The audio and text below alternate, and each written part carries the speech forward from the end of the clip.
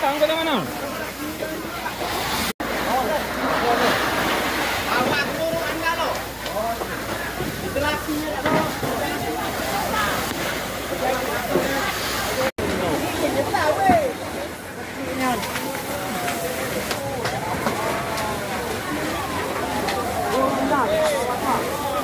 Oh, hati-hati.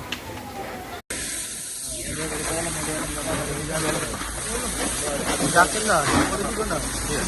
Jadi kan di depan yang kita lihat. Kamu belum dapat kan? Emang belum dapat jaket?